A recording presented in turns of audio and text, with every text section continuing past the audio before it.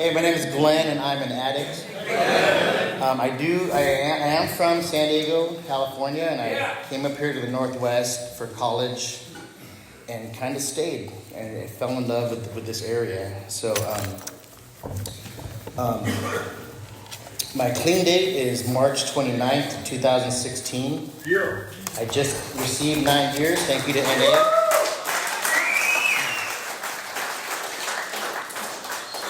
Appreciate that. I really do. I also, let's give it up again for the He-Do Recover Committee members here.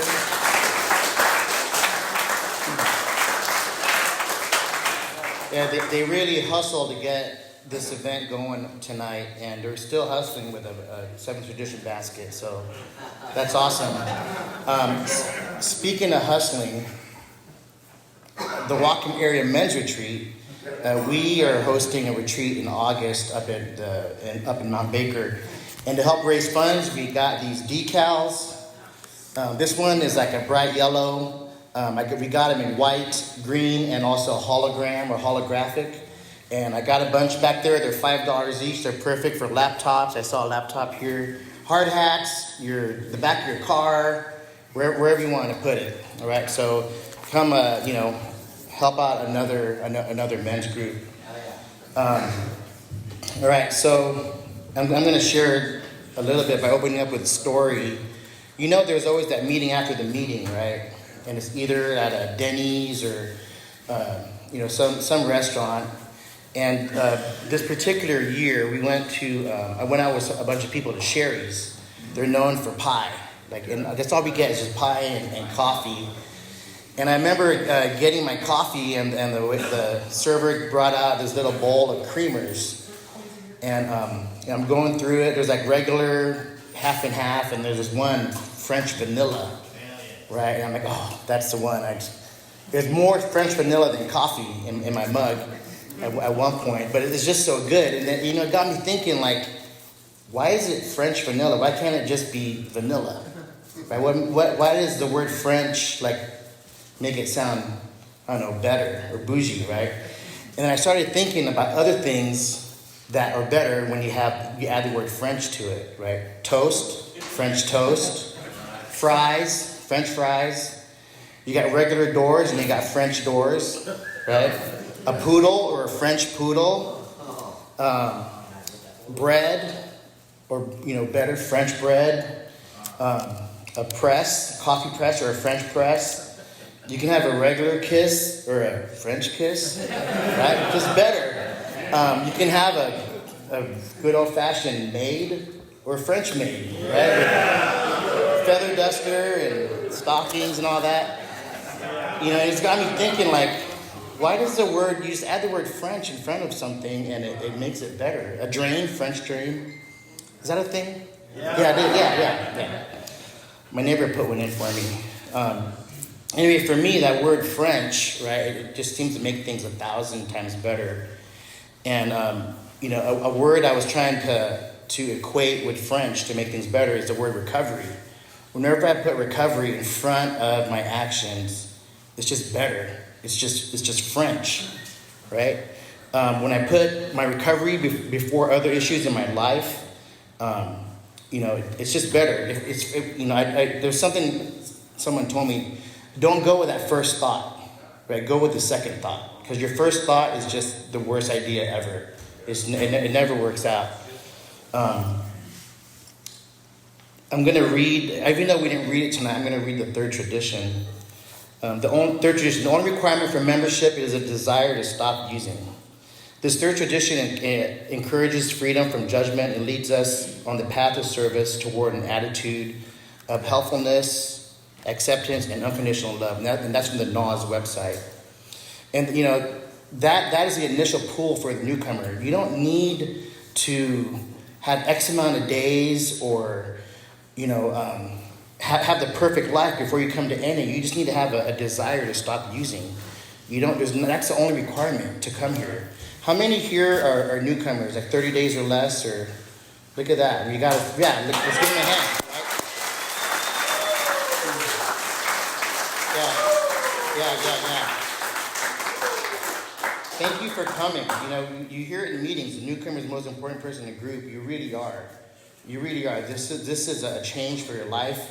It's a decision you made to live a life of recovery. Live a life the French way, right? Now, if you don't have this book, Living Clean, I suggest you get it. It's a really good book. I'm going to read from page 19. It's a section called Why We Stay. And it talks about when we first got clean and why. And maybe you're wondering, is being clean is all I need to do? Now that I'm clean, is this it? Right? So our answer today is a resounding no. In our lives and in the lives of addicts around the world, we can see change, not only from the desperate, lonely people we were when we got here. We can see great changes in ourselves and in the way we relate to others for the first time. We work the steps compared to our next pass, okay? So it's saying that there's more to this journey than just being clean. Let me tell you a little story. So I got clean in 2016. It wasn't by choice. I had shoulder surgery on my right shoulder. I tore. I forget how you call it. I said it wrong. It sounds like labia, but it's not. I didn't tear my labia, but it sounds like that. Who's ever in the medical field, whatever it's called? Labrum. Okay, thank you. Yeah. I'll share a quick story. Well, I didn't know. So labrum is one, but labria is plural, right? Anyway, I'm a teacher. I'm an elementary school teacher, and this is a side story. Most of the teachers at my school are women, and I was telling this that I tore I said labria, and they just came out weird, and they were laughing at me. These women are all laughing. I'm in the lunchroom. I'm like, yeah, I tore my labia. If you imagine your labia as a clock, I tore it from 5 to 8 o'clock, and they're just losing it. I'm like, you guys suck. You're supposed to be teachers. And then someone whispered in my ear what I was saying. I'm like, oh my God, no, I don't have one to tear. But and anyway, I've torn one, not mine. I'm kidding. Where was I? Yeah, my labrum. So I tore this pretty badly, and my doctor, my surgeon, did a good job fixing it up. Lots of stitches. I have a bunch of scars here, but he gave me, pain pills to help afterwards. At that time, I wasn't into recovery. I didn't know what recovery was, and I loved them. Oh my God! It wasn't just for pain management. I fell in love with the medication that he gave me. And I went back and said, oh, doctor, they're all gone. Can I get another prescription? And at that time, they just gave them out whatever, right? And I'm like, that was easy. And so I came back to him again the next day. I'm like, doc, the ones you gave me make my hands itch. Can I get another kind? And he's like, well, that's weird. That's not a real symptom, but okay, here you go. I'm like, holy fuck, I got 2 of these. Right, and so I just went with it, and pretty soon I got hooked on it, and he quit giving me stuff. I had to go find stuff. We all know a guy that knows a guy that can get us stuff, and I got in a bad way, and about a year later after that, I was still just trying to get my stuff, and a friend of mine challenged me. He said, "You need to quit doing that. You're not yourself. You're like sketchy. You're doing things that aren't nice, right?" And I go, well, I'm not an addict. What do you mean? I'm not. I've only known addicts from TV shows and movies. I'm like, I'm not walking down a dark alley. I'm a teacher. I tore my labia. I'm a pillar of society. What are you talking about? And he challenged me. He said, okay, well then just quit. Just quit. All right, I'll stop. And I remember it was Easter week, the week leading up to Easter Sunday. And I remember, texting him, hey, I got a day. I didn't use anything. Look, I'm not using. And I'd even send him, he was a friend through church. I remember even sending him Bible verses, right, to prove to him, like, I'm this good guy, and every day I send him a verse. Look what God told me, blah, blah, blah, right? And I went a whole week, and I made it to Easter Sunday, and then Monday, I remember just praying, like, God, I went a whole week for you. You gotta, is that enough? And I swore, he answered. He said, Glenn, I'm so proud of you. You did a whole week. You proved to your friend you're not an addict. Go reward yourself. Go call your buddy. Thank you, God. Right? I was so like, and anything we need to like convince ourselves to use, right? Even God telling me to do this. It just doesn't make sense. But God told me to do it, and I prayed. And I called my friend the next day, and I told him what happened, and he goes, okay, that's not good. Let's talk about treatment. And the next day, I was on a plane to Detroit, Michigan, because I didn't want to go to anywhere here in Washington. I didn't want to see anyone I knew. And I thought, well, this one's far enough. It's a few time zones away, and I'll just go, do my thing, be a good Glenn for 28 days. This is what it said on the website. It's only 28 days to turn your life around. It was longer than that, but anything to get you there, right?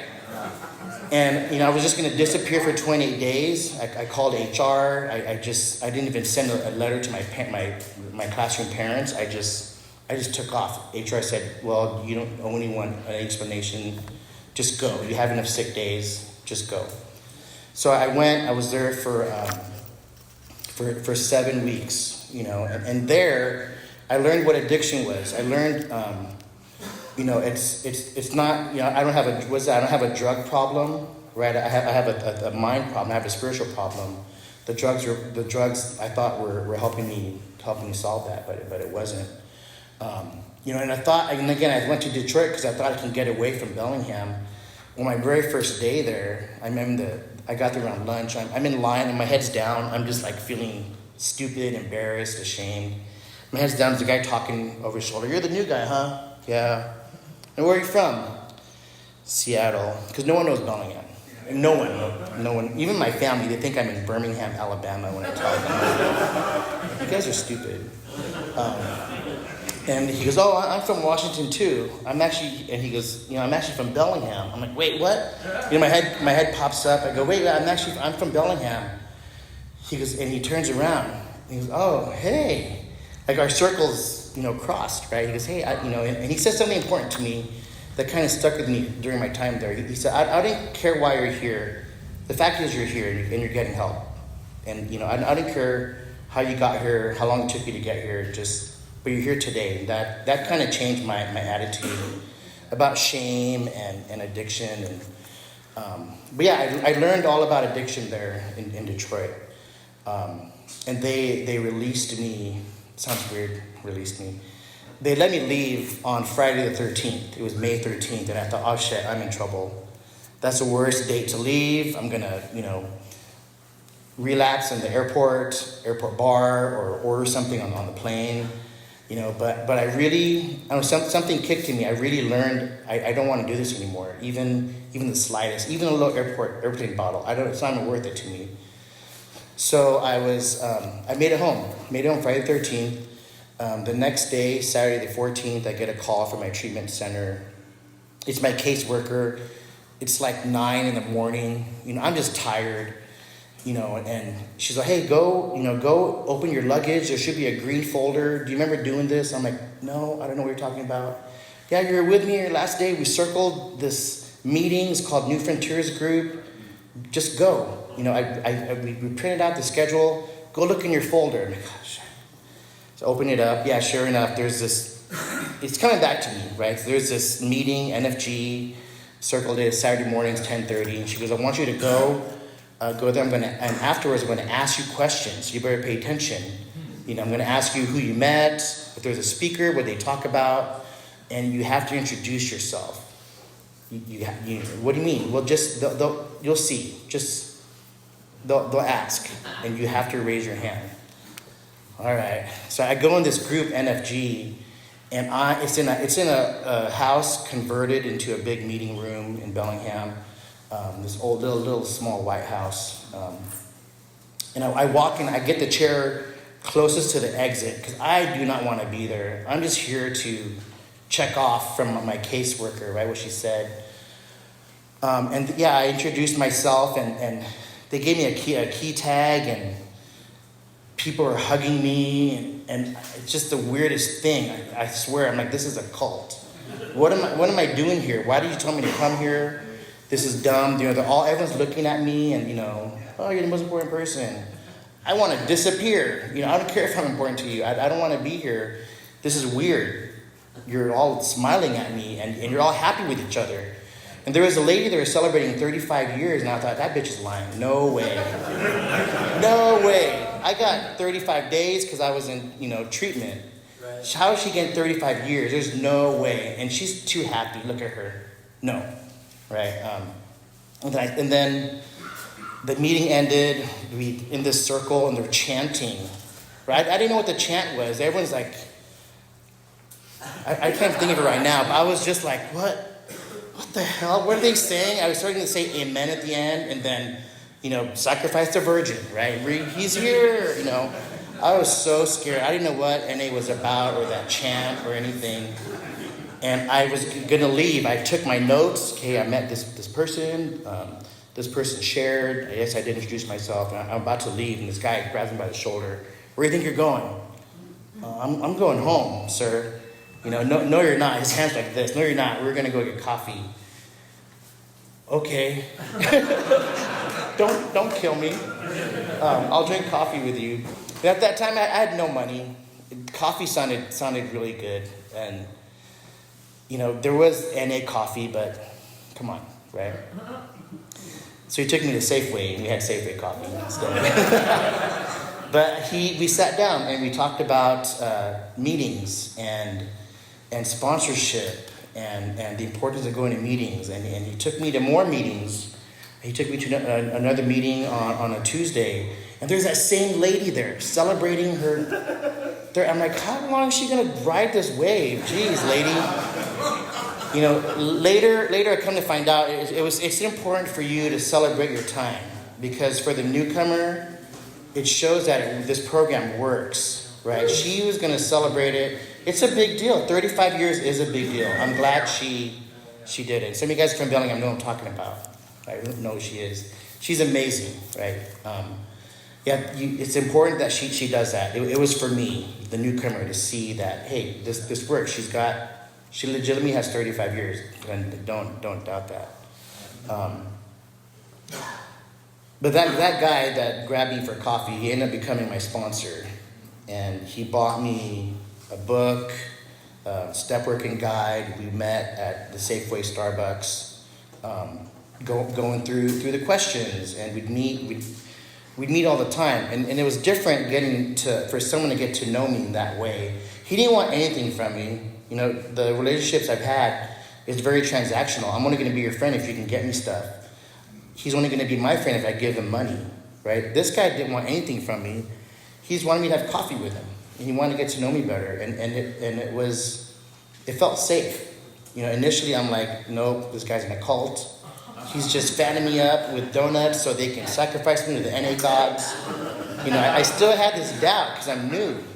I still had this doubt. What is NA about? I know what I learned in treatment, but I don't know what these meetings are and these chants they're talking about, and why do we got to do this? And man. And then I learned more about NA, right? I kept going to meetings. This was in May, June, and then July I got robbed. My place got robbed because I had this dumb idea. I was enjoying this newfound life in recovery, going to meetings, having coffee, hanging out with other people in recovery. And I had a friend that I knew from treatment, and he was looking for a place to stay. And I said, well, there's some people here at NA that kind of have their own clean living house. Why don't we do that? Let's go buy P-cups from Amazon, and we'll have our own sober house, right? the fuck am I doing? I don't know what I'm doing. He comes over and we're like, testing each other. Let's open the strips together at the same time on our pickup. Oh, look, we're clean. We're doing it. We're doing this. We don't need to live in a sober house. We can do it ourselves. That was the dumbest idea, guys. He robbed me. I went. He took all my cups too, and those cups are expensive off Amazon. I went away for the weekend for a wedding, and I have a Ring camera, and it keeps going off, and I see him. He's got my Xbox. He's taking it out the door, and my Wii and my iPad. I'm like, what the hell's going on? I'm trying to call him, not answering. I'm like, oh fuck. I hate NA. I hate recovery.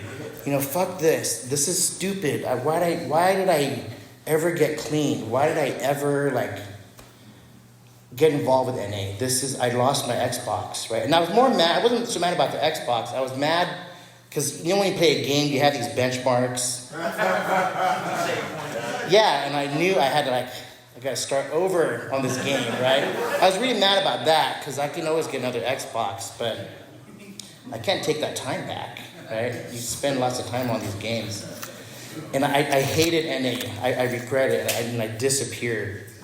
I quit going to meetings. I had a sister that lives down in Vancouver, Washington. Raise your hand if you're from Vancouver. We got a group of guys here from Vancouver. Yeah. Long drive. Thank you for coming. Anyway, I went down to Vancouver to visit, hang out with my sister because I was just done with recovery. I was done.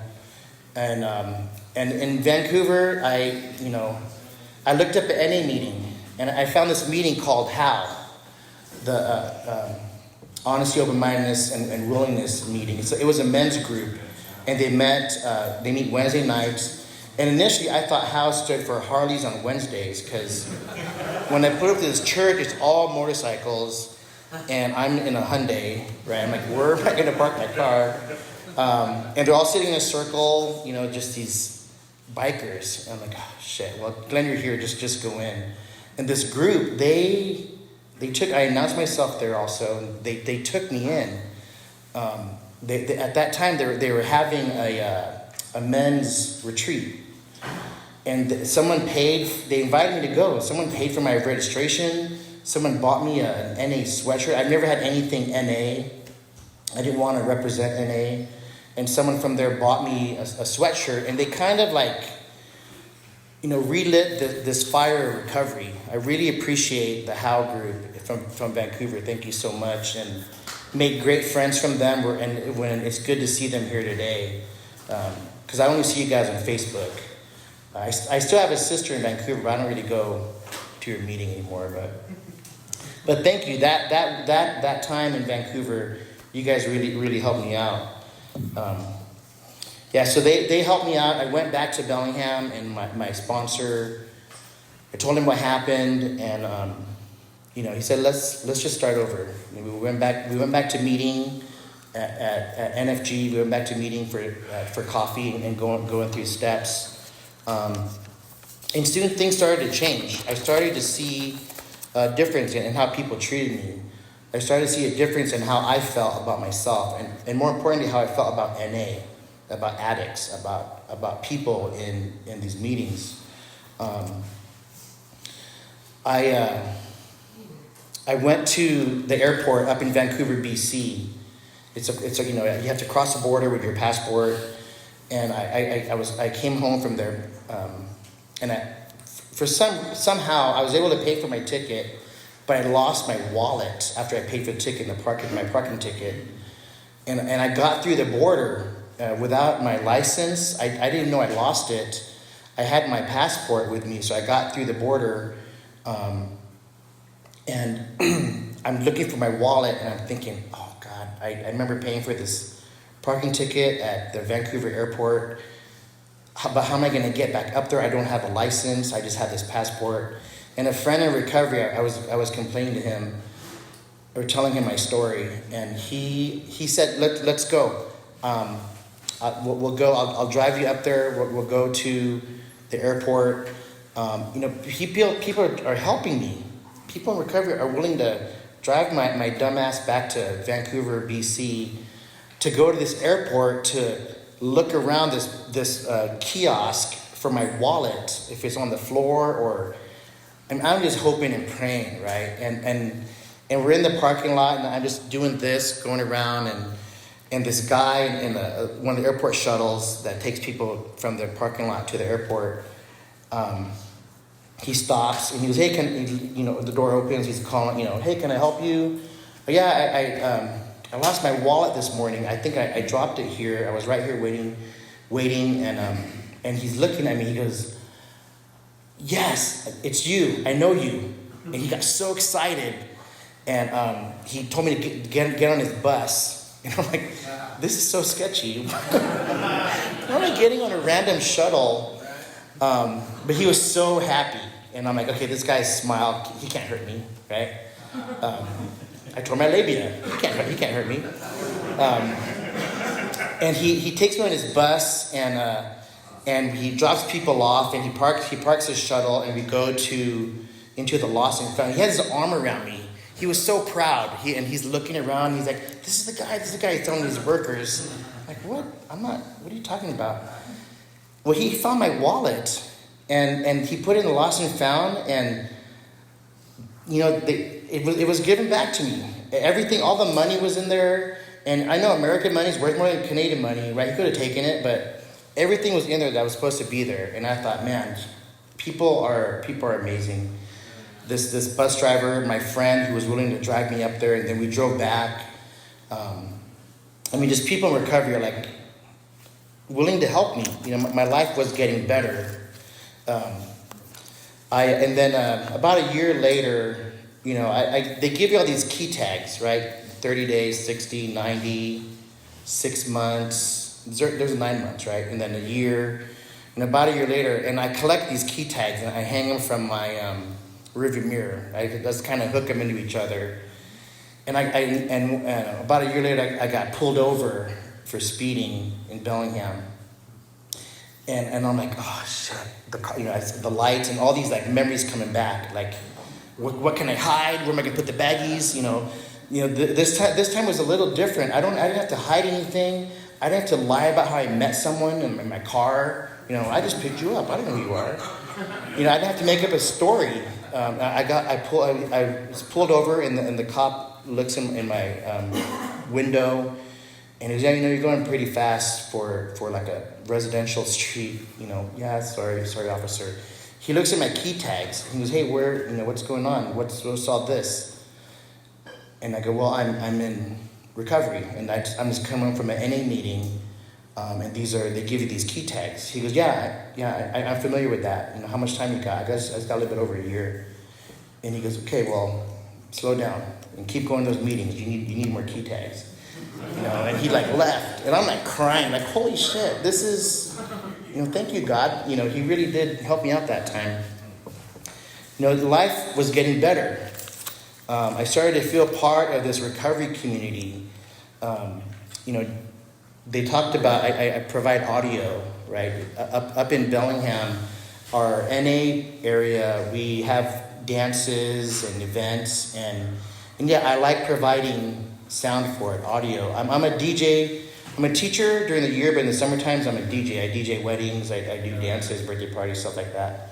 But for NA, I don't mind putting up speakers and doing dances for them. It's a way for me to give back with a skill that I have. I'm not good at much, right? But I can play music. I can read the crowd. I can provide lights and wireless mics. I can do all that stuff. And I finally found a purpose in NA. I wasn't just a participant, right? I finally found this role I can do in NA. Today, I have 9 years. Thank you to NA.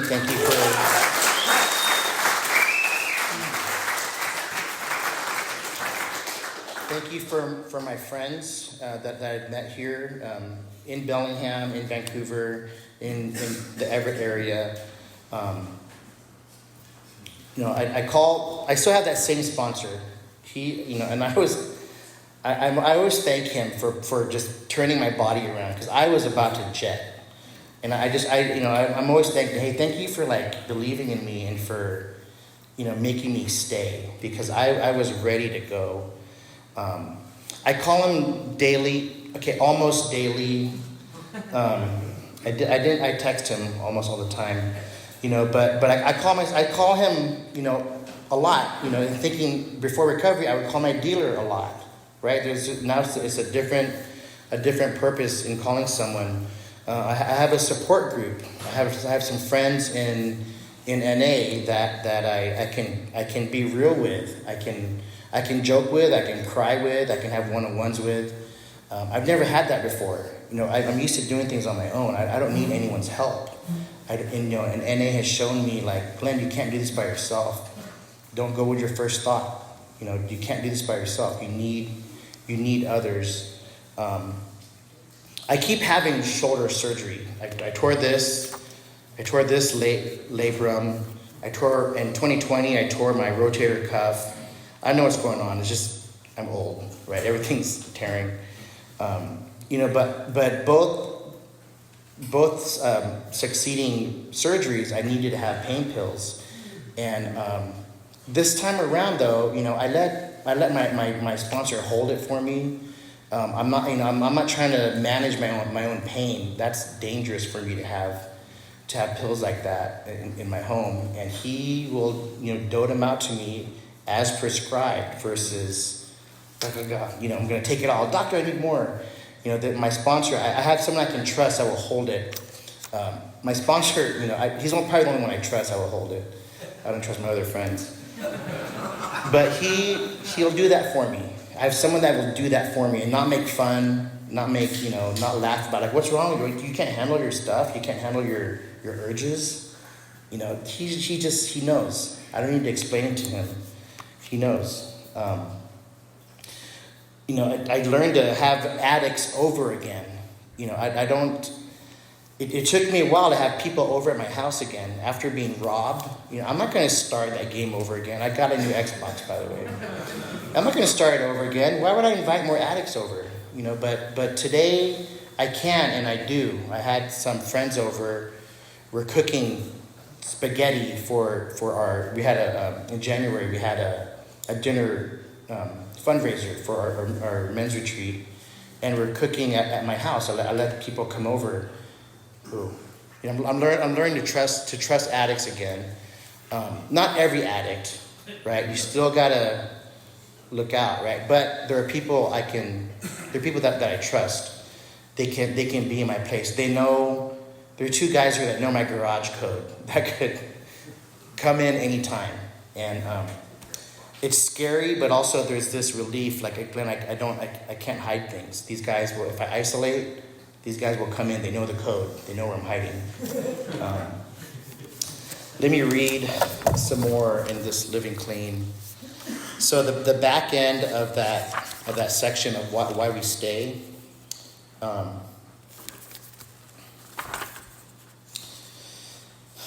Our experience in NA service teaches us to interact with others in environments that are sometimes stressful and to remain loving and open even as we stand our ground.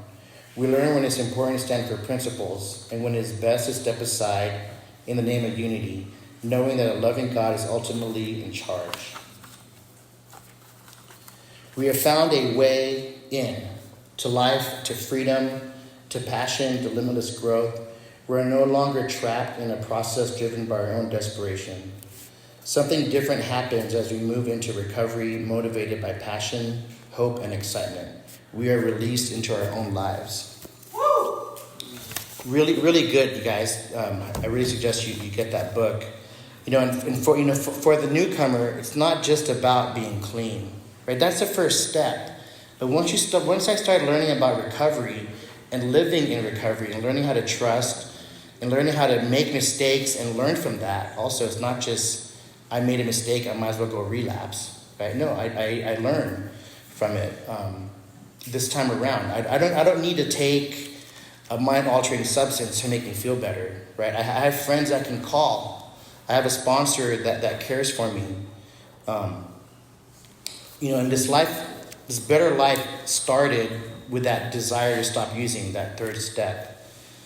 It's not just one time back in May 2016. I gotta keep wanting to come back. I gotta keep wanting to have that desire. My life is better when I'm clean and I put recovery before everything I do. Just like vanilla, French vanilla. Kiss, French kiss, right? When I put recovery in my life, it's just better. It's so much better. You know, when I first got to NA, they give you this white key tag, and it says just for today. You know, that's the first day I've ever learned about NA and about recovery in NA, and I still have my original key tag. It's all like faded because it's on my windshield, right? It's under my my mirror. It's all faded, but I still have it, right? Well, I got a gift for you guys. These are the same key tags, and I want everyone to get one. It's not just for the newcomer. These are in French, right?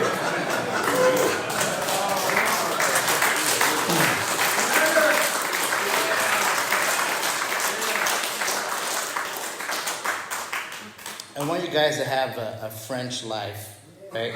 A life in recovery that is better. I'm going to help you say just for today in French. Okay, repeat after me. Juste pour jeudi. Juste pour jeudi. Just for today, guys, live that French life.